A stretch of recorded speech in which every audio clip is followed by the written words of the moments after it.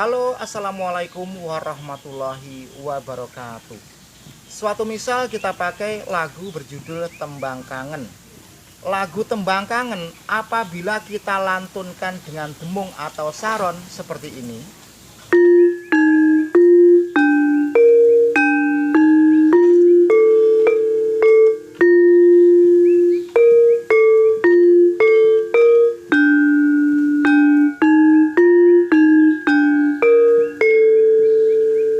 Andai kata kita lantunkan dengan mulut atau dalan sambel seperti ini.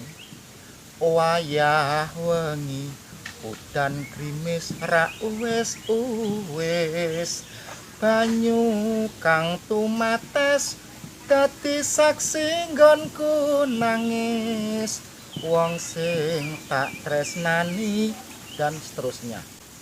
Andai kata kita lantunkan dengan suling seperti ini.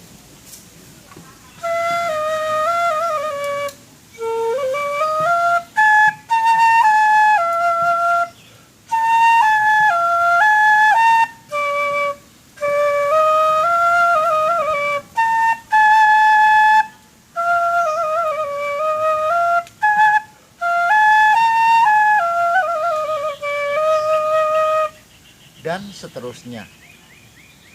Nah, dari ketiga cara melantunkan lagu Tembang Kangen, tentunya antara suling, mulut atau dalan sambel yang seringkali kita sebut dengan vokal, itu ada perbedaan dalam mencengkokkan lagu.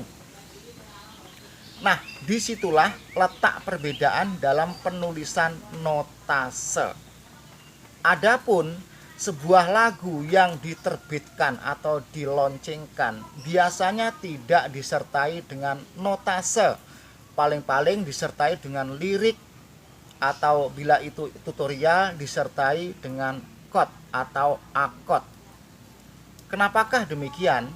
Karena yang namanya pendengar atau publik itu tidak butuh not. Yang namanya pendengar itu yang dibutuhkan adalah penyanyi ini ayu opo ora, musike pinu opo ora, suarane penyanyi kuwi penak opo ora, terus audionya kuwi mantep opo ora, tidak butuh not. Kenapakah pencipta lagu tidak menyertakan notase atas karya lagu yang dipublikasikan? Ya enggak tahu. Bisa jadi memang pencipta lagu tersebut tidak paham notase. Loh, ora paham not kok nyiptakne lagu tuh Pak Di. Untuk lagu komersil, yang penting bukan notasenya, tetapi lagu tersebut laris di pasaran atau tidak. Kecuali lagu-lagu mars, lagu-lagu kebangsaan dan lain sebagainya, atau lagu daerah yang sudah dipatenkan, itu pasti harus disertai dengan notase. Jadi seorang pencipta lagu tersebut benar-benar orang yang bisa menciptakan lagu. Kenapakah notase tersebut masing-masing daerah itu kok berbeda? Jangankan antar daerah, antar orang satu dengan yang lain itu dalam melantunkan lagu itu tekniknya pun berbeda. Suatu misal lagu Tembang Kangen, ada yang melantunkan seperti ini. Wayah wangi udan grimis ra uwes. Ada lagi. Wayah wangi udan grimis ra uwes. Nah, dari cara melantunkan lagu yang pertama baik yang kedua, itu kalau kita dengarkan banyak sekali perbedaan. Yang kedua penuh dengan cengkok dan vibranya pun cukup. Dengan adanya tambahan cengkok, sudah pasti notase lagu tersebut berubah. Begitu pula dengan adanya perpanjangan vibra, pastilah notase yang harus dituliskan itu juga berbeda. Mungkin lain daerah orang yang menuliskan notase itu berdasarkan cara atau teknik dia melantunkan lagu tersebut. Baik melantunkan dengan demung, baik melantunkan dengan melodi gitar, baik melantunkan dengan keyboard atau melantunkan dengan cocot, itu pun sudah berbeda.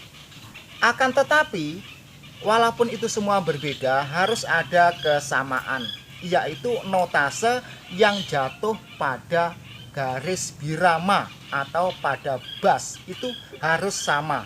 Suatu misal tembang kangen, nah teng yang terakhir ini harus sama, lu ro lu ji, ini harus sama.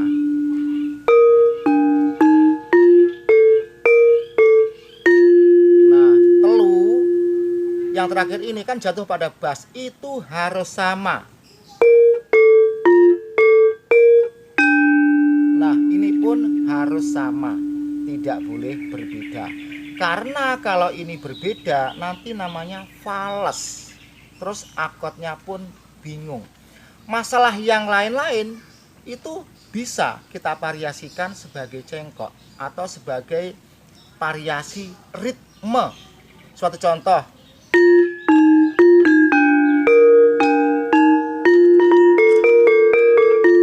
nah, bisa seperti itu. Kan bervariasi, tapi jatuhnya nada pada garis birama itu tetap harus sama. Nah, sekarang apakah yang disebut dengan ritme? Agar Anda lebih paham atau semakin paham dan gamblang, saya kasih contoh. Akan saya mainkan lagu tembang kangen tanpa ritme atau notase simple seperti ini.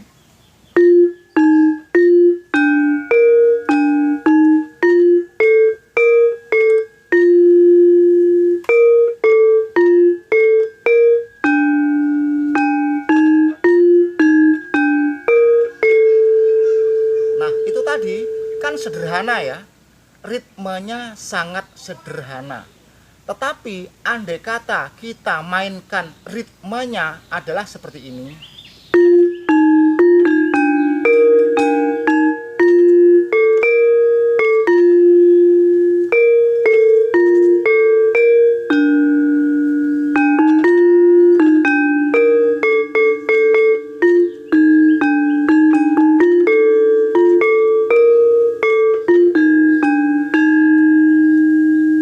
Secara kasat telinga, bukan kasat mata, bahkan secara kasat mata pun ritmenya atau gayanya itu kan sudah berubah.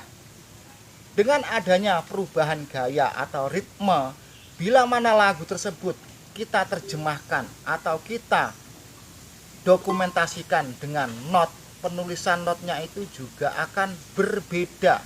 Tetapi notase yang jatuh pada garis birama atau notase yang jatuh pada lagu bas itu harus sama, dan itu pun tetap sinkron dan relevan. Nah, jadi terkadang seringkali ada komentar, "Oh Pak Ade, ini notasenya salah, ini salah, tidak begitu." Kata siapa? Kata Pak Dalang. Ada yang komentar seperti itu. Nah, dengan apa yang sudah Pak Ade jelaskan dalam video kali ini, Anda mungkin bisa memahami. Andai kata Anda belum memahami, silahkan Anda tanya di kolom komentar di bawah ini ya. Jadi, dalam melantunkan lagu itu bermacam-macam. Ada yang dilantunkan memakai gamelan, ada yang dilantunkan dengan memakai musik mediatonis. Kalau yang melantunkan itu dengan alat bantu, alat musik, namanya itu adalah musisi atau musikus. Kalau dalam bahasa Jawanya adalah panja atau yogo. Akan tetapi apabila mana lagu tersebut dilantunkan dengan mulut, itu namanya vokal atau penyanyi. Dalam dunia bahasa inteleknya adalah vokalis, bahasa formalnya itu. Ada lagi yang mengatakan artis. Tetapi dalam bahasa Jawa ada yang mengatakan seniwati, waranggono, wirosworo, dan lain sebagainya. Semoga Anda bisa memahami penjelasan ini dan bermanfaat. Dan Anda yang benar-benar ingin mendalami tentang dunia musik, baik musik gamelan daerah maupun musik mediatonis, silahkan Anda subscribe, berkomentar, atau diberikan jempol kepada video-video yang ada dalam channel ini. Nah, sekarang akan Pak dilanjutkan tentang musik. Andai kata Anda ingin belajar semua macam jenis musik, modalnya itu satu. Anda hafalkan do, re, mi, fa, sol, la, si, do. Jadi do, re, mi, fa, sol, la, si, do, si, la, sol, fa, mi, re, do. Anda hafalkan bolak-balik hingga Anda hafal betul suatu misal posisi suara fa itu seberapanya, posisi suara sol itu seberapanya, posisi do itu bagaimana. Andai kata Anda sudah menguasai betul do, re, mi, fa, sol, la, si, do atau yang dinamakan dengan oktav nada, di kemudian hari andai kata Anda ingin belajar musik apapun, tidak hanya saron tok, mungkin di kemudian hari Anda ingin belajar musik rebab atau biola atau suling lah, katakanlah yang ada suling ya. Tentunya dalam suling ini yang terpenting bagi Anda adalah bagaimana saya mencari oktav nadanya do, re, mi, fa, sol, la, si, do nya. Pasti dalam suling ini yang terpenting adalah urutan oktav do, re, mi, fa, sol, la, si, do. Anda harus menanyakan lagi kepada si tukang suling, do, re, mi, fa, sol, la, si, do nya di mana. Nah, andai kata Anda sudah memahami oktav do, re, mi, fa, sol, la, si, do tentang suling ini, Anda hanya tinggal untuk belajar mengoperasikan suling. Paham? Dan bekalnya hanya satu itu, yaitu menghafalkan atau menguasai betul oktav do, re, mi, fa, sol, la, si, do. Sekarang bukan suling, suatu misal apa ya itu namanya ya, trompet. Bila mana Anda memegang trompet, yang pertama kali Anda pertanyakan adalah satu, oktav do, re, mi, fa, sol, la, si, do nya di mana ya. Anda tanyakan kepada tukang slompret.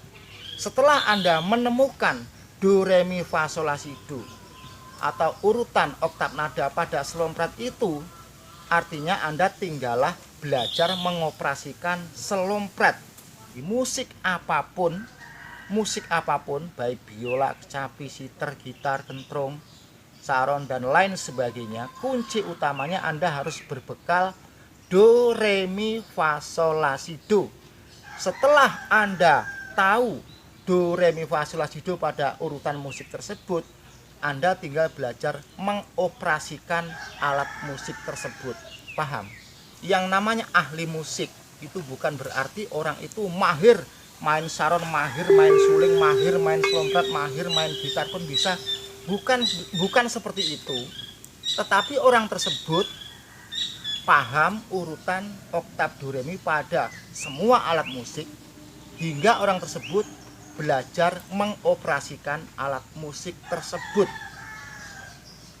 Sepertinya konten video kali ini serupa dengan akademi musik. Jadi kalau Anda ingin tahu tentang musik, ingin mendalami musik, tidak usah sekolah jauh-jauh. Bila mana kurang jelas, Anda bisa hubungi saya di nomor WhatsApp.